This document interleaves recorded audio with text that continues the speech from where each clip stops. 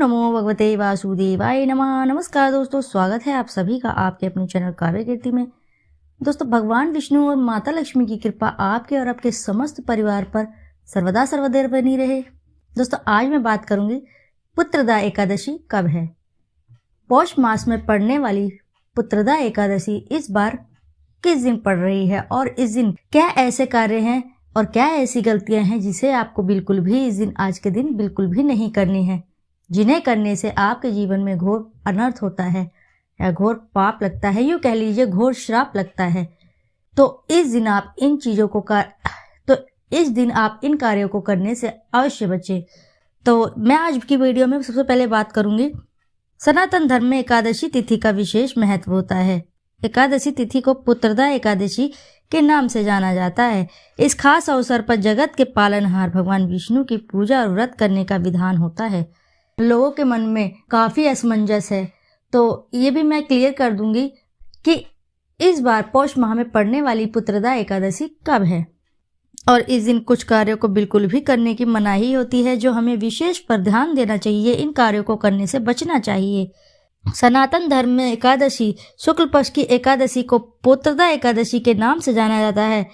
इस खास अवसर पर जगत के पालनहार विष्णु की पूजा आराधना की जाती है और व्रत का संकल्प करते हैं। और इनकी पूजा आराधना करने से साधक के जीवन की सभी पाप कर्म नष्ट हो जाते हैं और जीवन सुखमय बन जाता है। दाम्पत्य जीवन सुखमय रहता है और आने वाले भविष्य में इस व्रत को करने वाले साधक को कभी भी कोई भी किसी कठिनाई का सामना नहीं करना पड़ता है। उनके जीवन से समस्त परेशानियों का स्वतः ही अंत हो जाता है। इस व्रत का इतना अधिक शुभ फल प्राप्त होता है। पुत्रदा एकादशी के दिन कुछ खास कार्य करने की सख्त मनाही होती है, जिनको करने से साधक के जीवन में दुख और संकटों का सामना करना पड़ता है और भगवान विष्णु माता लक्ष्मी रुष्ट हो जाते हैं। साथ ही पूजा का पूर्ण फल भी प्राप्त नहीं होता है। तो ऐसे में बताऊंगी मैं कि पुत्रदा एकादशी के दिन कौन से कार्य हैं जो आपको करने से बचना चाहिए, जिन्हें बिल्कुल भी नहीं करना चाहिए। परंतु उससे पहले आपको मैं बता दूं कि इस बार पंचांग के अनुसार पौष माह के शुक्ल पक्ष की एकादशी तिथि की शुरुआत 20 जनवरी को संध्या काल 7:26 से होगी और इसके अगले दिन यानी 21 जनवरी को संध्या काल में 7:26 पर इस तिथि का समापन होगा। इस बार 21 जनवरी को पौष पुत्रदा एकादशी मनाई जाएगी।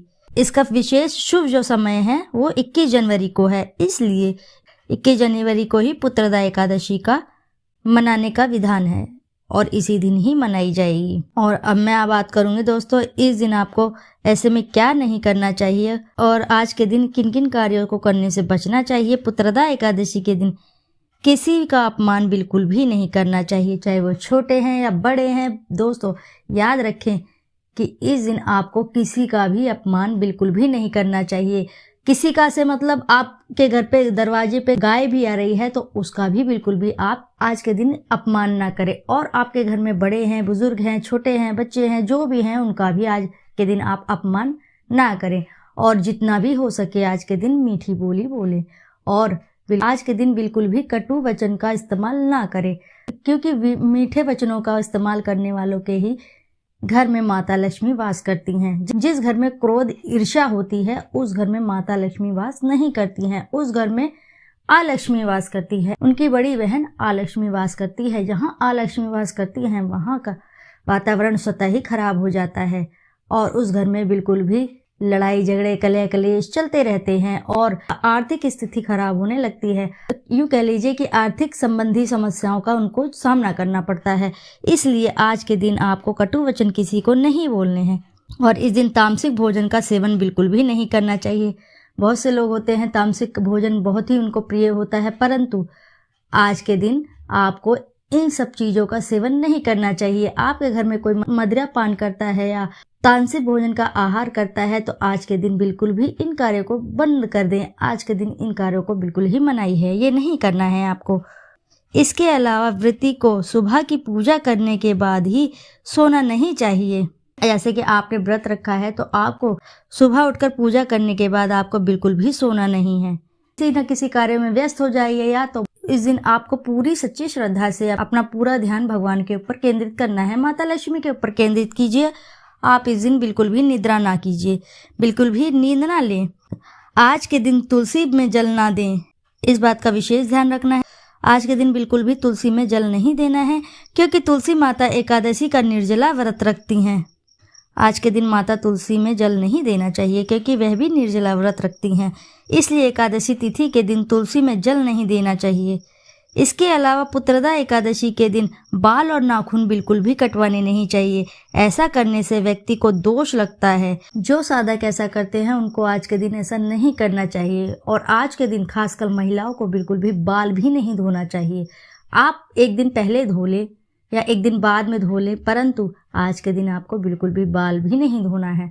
इस बात का विशेष ध्यान रखें। और ये अगर आप गलतियां करते हैं तो आपसे भगवान विष्णु तथा माता लक्ष्मी दोनों ही रुष्ट हो जाएंगे। जब आपसे भगवान विष्णु रुष्ट हो जाएंगे तो आपको बिल्कुल भी इस व्रत का कोई फल प्राप्त नहीं होगा और इसके विपरीत आपको बहुत ही कठिनाइयों का सामना करना पड़ेगा और अशुभ फल भी प्राप्त हो सकता है। इसलिए आपको इन सब कार्यों से आज के दिन बचना चाहिए। आज के दिन किसी पशु पक्षी को परेशान भी ना करें। आपके घर पर कोई पशु पक्षी आता है तो उसे हो सके तो दाना खिलाइए। नहीं खिला सकते हैं तो आप उसको बिल्कुल भी टॉर्चर ना करें। आज के दिन उसकी सेवा कीजिए। आपसे जितनी बन पड़े आप सेवा कीजिए। नहीं बन पड़ता है तो कोई बात नहीं, आप कुछ मत कीजिए, लेकिन उनको परेशान ना करें। और इस दिन किसी के लिए ईर्ष्या ना रखें और आपके मन में किसी के लिए बुरा व्यवहार ना हो, आपके दिमाग में ना चल रहा हो कुछ किसी के प्रति, किसी के लिए आपके दिमाग में ईर्ष्या ना चल रही हो, बुराई ना चल रही हो। किसी के लिए बुरा नहीं सोचना चाहिए। यदि आज के दिन आप बुरा सोचते हैं तो भगवान को बुरा लगता है, माता लक्ष्मी को बुरा लगता है, भगवान विष्णु को बुरा लगता है, क्योंकि इनका आपने व्रत रखा है या पूजा भी आज के दिन की है तो भी उनका ध्यान आपके ऊपर केंद्रित होता है। जब आपके मन में, आपके दिमाग में, आपके जहन में कुछ किसी के प्रति भी बुरा विचार आया है या आएगा या आ सकता है तो भगवान आपके ऊपर ज़्यादा केंद्रित करेंगे और आपका इसका बिल्कुल भी शुभ फल प्राप्त नहीं होगा। इसलिए आज के दिन आपको इन सब कार्यों से बचना चाहिए। किसी के प्रति बिल्कुल भी बुरा ना सोचें और जितना हो सके सबकी भलाई ही करें। जितना आप किसी की भलाई करेंगे उतना ही आपको भगवान अच्छा फल देंगे, अच्छा शुभ फल देंगे, उतनी ही आपकी पूजा अर्चना सफल हो जाएगी। आज के दिन आपको इन सब कार्यों से बिल्कुल ही बचना चाहिए। तो दोस्तों, आशा है कि जानकारी से लाभ अवश्य ही प्राप्त होगा। यदि आपको जानकारी अच्छी लगी है तो वीडियो को ज़रूर लाइक करें और चैनल को सब्सक्राइब करें और अपनी सच्ची श्रद्धा से कमेंट बॉक्स में ज़रूर लिख दें। जय श्री हरि, जय माँ लक्ष्मी। दोस्तों, फिर मिलते हैं ऐसी ही किसी नई जानकारी के साथ। जब तक के लिए नमस्कार।